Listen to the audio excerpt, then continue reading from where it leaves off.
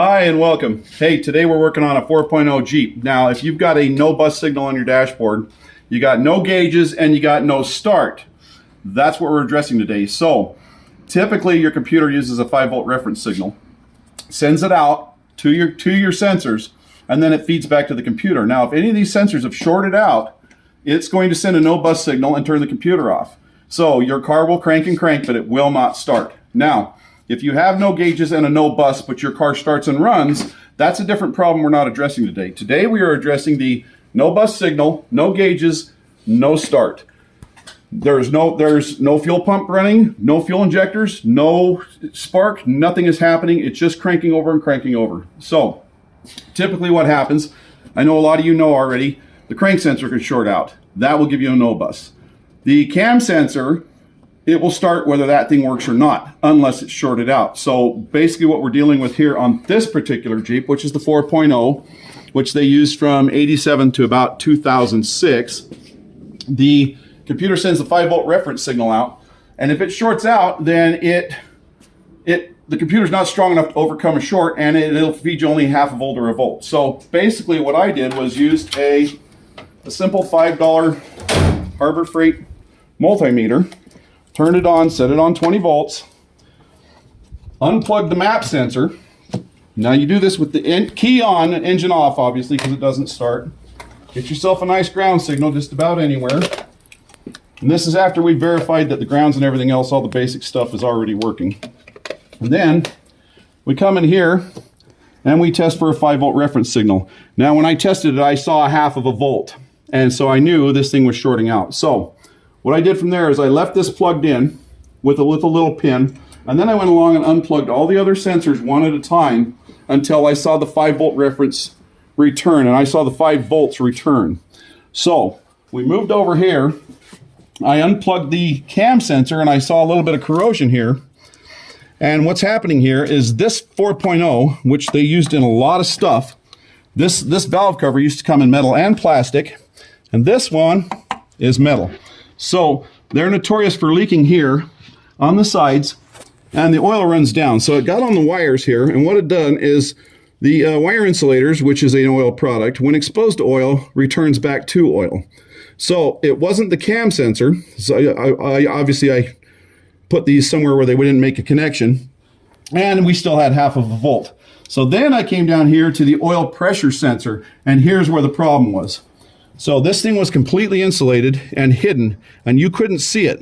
But as soon as I pulled this back and saw the wires were corroding from the exposure to oil, and see how it just crumbles and disintegrates. And so what happened was the 5-volt reference down here touched from the 5-volt feed from the computer to the ground side.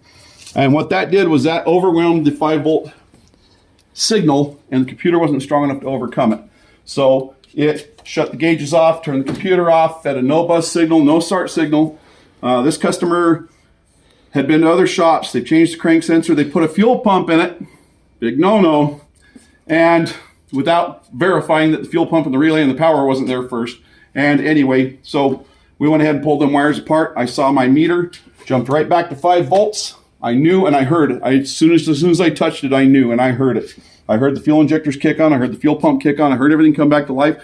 I looked inside. All the gauges were back. The no bus signal was gone. I tapped the key and it started instantaneously. So hopefully that's your fix. Good luck. We'll see you on the next one.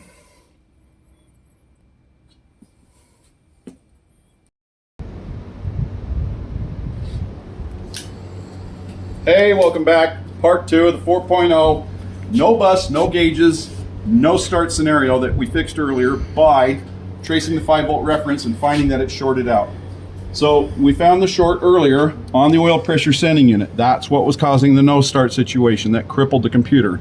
So yes, your oil pressure sending unit can shut your computer down and shut your engine down if the wiring has dissolved and is touching and shorting out your 5-volt reference. So we went ahead and fixed that.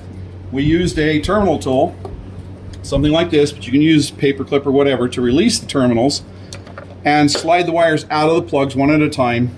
Slide the shrink wrap, the shrink tube over the wires, shrink them down, clip them back in, plug it back in. Now the reason we did that instead of changing the wiring harness is because this is an older vehicle They're not taking super great care of it, obviously, by the oil leak, which caused the problem to begin with. So the solution was to repair the wiring harness.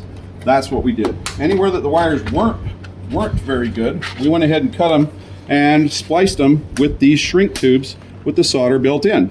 So these are not butt connectors. We do not use butt connectors here. We solder and shrink wrap. So, shrink tube, excuse me. Anyway, this is called the stalwart engine. It's the 4.0. They used it in the Cherokees, the Grand Cherokees. They used it in the TJs and their trucks and just about anything else. This engine ran from about 1987 to around 2005. So if you have a no bus information on your dashboard, no gauges, and no start, then this is a possible solution for you. Hopefully you're doing this instead of changing your computer out. Let's see how we did. Everything's good, gauges are working, and there we go. So anyways, thanks for watching. Good luck. Keep on jeeping.